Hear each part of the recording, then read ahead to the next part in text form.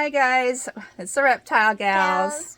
We just wanted to come on and show you a little bit about a good setup for a bearded dragon.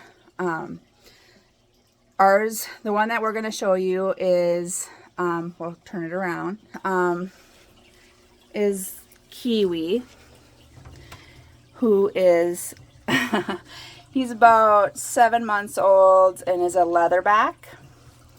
So he isn't as spiky as some other bearded dragons, and this is his basking spot.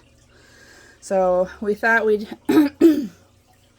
we noticed that he went to the bathroom just recently because after heat, and they need to be up on the basking area, and that's what helps them process their food. So it's good when they're up there. But I will hand the phone to Sophia. And also this, nothing that, you know, like some people do their things different, but like I'm not a vet or anything like that. I just wanted to state, he's turning his head sideways. Are you listening, Kiwi? This is what you will want for the basic needs of your setup. If you can just kind of hold it right there so I can clean that. So it's good to have for the bottom. There's a lot of things on the market that are like carpet or something that people put on the bottom. But you see here, you can see what their poop is, and look at how it saturated just the paper towel here. I'm actually going to take Kiwi out. Come on, buddy. Come sit on the chair. There you go. And chill.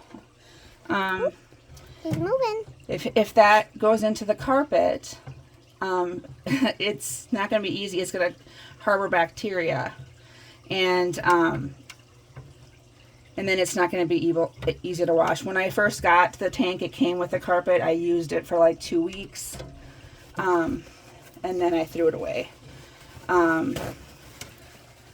Some people use like a shelf liner that's not sticky, that people use it's stuff, and I'm telling you, this stuff does not smell good at all, and I touched it to the top of the tank on accident.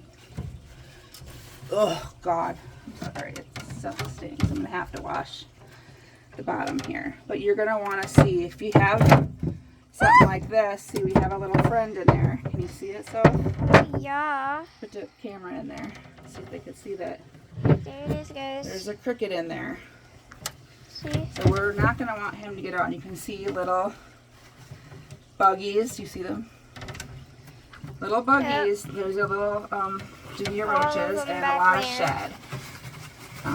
Kiwi did a lot of shedding. We got all the skunk, guys. Because he sheds, he's growing. Yeah, this is crazy. his weekly, I mean, I clean his poop out daily, because you just have to. But right now I'm using a mixture, I have a mixture of half vinegar, half water. But with bearded dragons, they seem to be pretty susceptible to getting an overloaded, load. They can catch it. Any reptile actually can catch some kind of parasite from their feeders. So it's always good to get your feeders from a good place. But I'm just using, right now I just have this vinegar and water. I use blue chlorhexidine stuff I have upstairs right now. I got a mixer thing for down here. And if like once a month or so, I would probably, hey, you want to go in there, buddy, and catch all your bugs that you don't see? Look at it. Got buggies in there. Oh, he's scared. Got buggies in there. He's like, what did you do to my tank? I'm just going to stick him in there for a minute. But this I'm going to take out, and I'm going to wash in the water and with solution. But I'll take him back out. He's stressing out because I'm cleaning his tank. Usually when I move that around, he goes and he'll eat out. Oh, he just ate one. But you can see all his shed and some of the lettuce. Let me show him these buggies. Look at the buggies. Look at Bud. Look at. Yeah, they love. And I like. I'm gonna take him out again. I don't. Here's another bug. But anyways, this won't hurt him. But if you know, or if you're worried or are treating your reptile for some type of parasite, you are going to want to have ammonia and water mix and let it sit in here. One part ammonia to 10 parts water, and leave them out of it for a while after it. Well, definitely don't leave any buggies in here, that's for sure. But you definitely want to let everything in their tank soak into, hey buddy, come on.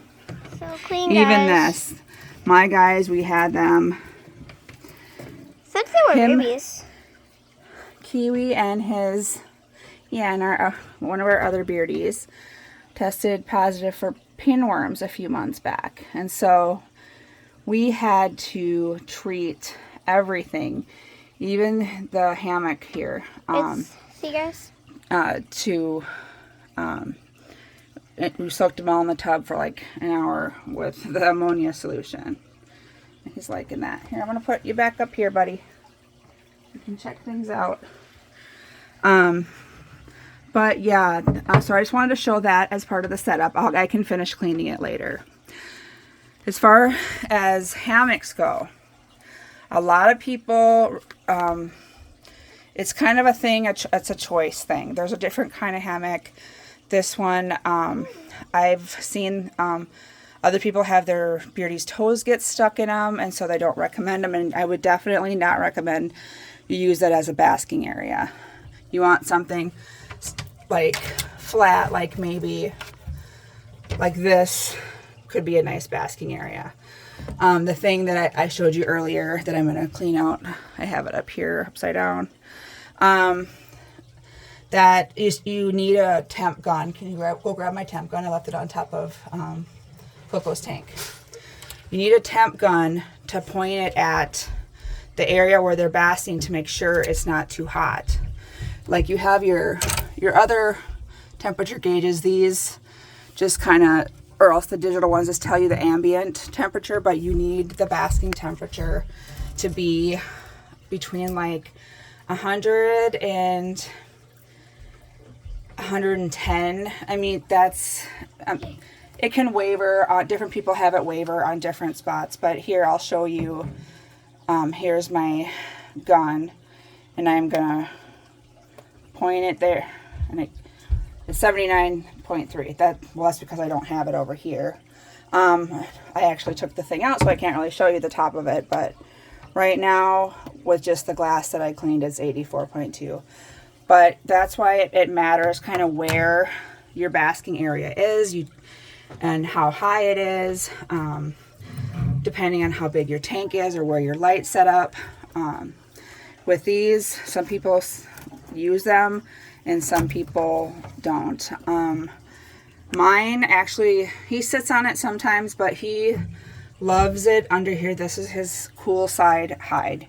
You definitely want your light. So here, I'm going to try to show you here that you want your light set up like on top of the tank. I love the Thrive tank. Oh, you want to go back in your tank, buddy? I'll finish cleaning it later. He wants to go back in. But the light on top, I have a 100-watt heat bulb in there.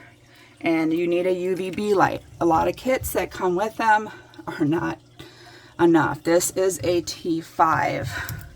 And what I did, because some of these are so expensive, and the T8s, they recommend that you put them inside. Mine's a T5.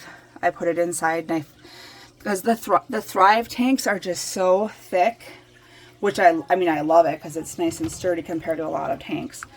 but it sometimes will block some of the lighting. So I have it with like, I don't know if you can see it, the wires from like the bread. And here I used a piece of twine.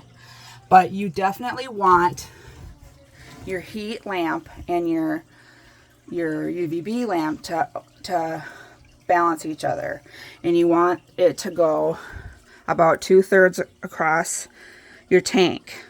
So what I have is you have your basking area on the far corner. In the middle, you have kind of like a middle point where they can kind of, you know, just kind of stay in the middle. And then they have their hide, and here's where he is right now. Kiwi is under, he's probably hiding because he's like, why is this lady putting this black foam thing in my face? So he has a hide here, and then he has the hide on the other side. Sophia, can you hand me those light things in the corner, please? And I'll have her hold these up. How about the empty ones? One of each. Sorry, I didn't have this as set up, but so what I did, oh yeah, I'll show it to you. I need the other box though, one of the other ones. Just bring one of these and one of the other ones. Sorry. While she gets that, I will talk about the background. So the background I initially put on the outside. Didn't realize that most of what they see on there is a reflection, and they get stressed out. So a lot of people recommend that you put stuff on the inside. Obviously, you need to find a better tape than me, and I need to fix that. So then they don't, you know, see their reflection as much, and it doesn't stress them out. And that made a huge difference for me. I put mine a little up because otherwise buggies were climbing under it. But can you hold each of these for me? Mm-hmm. So instead of buying the expensive, the T5 bulb lights that I was seeing, and I didn't see good reviews on some of them, I ended up, and this is my choice, I don't even know, it's called Sun Blaster, and my tank that I currently have is a 40-gallon Thrive tank. This is a T5 high output. It's a lighting kit for plants. I can see the light bulb still in there. I took the light bulb out of that, and I ordered the Rep to Sun T5 HO24 watt, and it's like 22 inches. It goes. That's the size that I have. So thank you, Sophia, for showing that. So, and then I just continue to use the Rep to Sun bulbs. That's just my choice. You could use the T8, or, you know, look up other Rep to Sun bulbs. But that has been, for me, the best that I've found as far as budget friendly. I think, I'm trying to think if there's anything else that I want to tell you about that. The lighting is like a huge, it's a huge thing that you want to make sure you got, because a dragon can, you know, easily, you know, not get the right amount of lighting that they need to process food and to grow. Also, you want calcium. Let's see if I have the calcium that I use. This is the calcium that, okay, this is the calcium that we use. It's Repta calcium with vitamin D, and I use this. I have it in a little box that I put my bugs in, and then kind of shake them in the container. And then I don't have it. I have the Herbivite, Herpavite, the nutrients, or what are they called? Not nutrients, vitamins. And I kind of, you're supposed to use that on the bugs like twice a week to help give them their nutrition, because you do not want your Beardie to get metabolic bone disease by not having enough calcium, but you don't want them to get too much either. This little guy, after the treatment of the pinworms was not fun, and I hope I never have to go through that again, but I'm sure Eventually, somewhere down the road, I will, but you're going to need to, what I needed to do was treat them twice within a few weeks apart, and clean the whole tank inside and out, and every little thing in the tank into the ammonia water, and wipe everything down, and then, you know, keep him out. And I would definitely recommend washing your hands between each reptile that you have. So if one of your guys does catch something, hopefully the other one, you won't be transferring it. And it's nice to clean the tank. I like the blue chlorhexidine that I use. I've shown it in my other video for my gecko.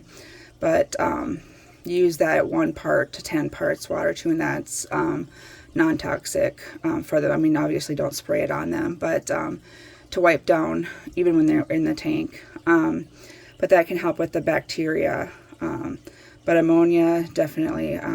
The vinegar and the chlorhexidine do not kill pinworm larvae, and you can't see them. Oh, he just grabbed another buggy. I don't know if you can see him, but yeah, he's definitely doing way better getting those pinworms out.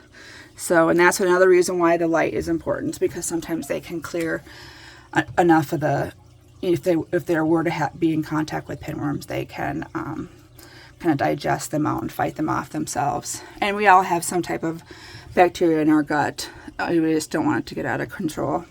So that's all I'll kind of go over right now. I'll finish cleaning this up, and you guys have a nice day. Thanks. Bye.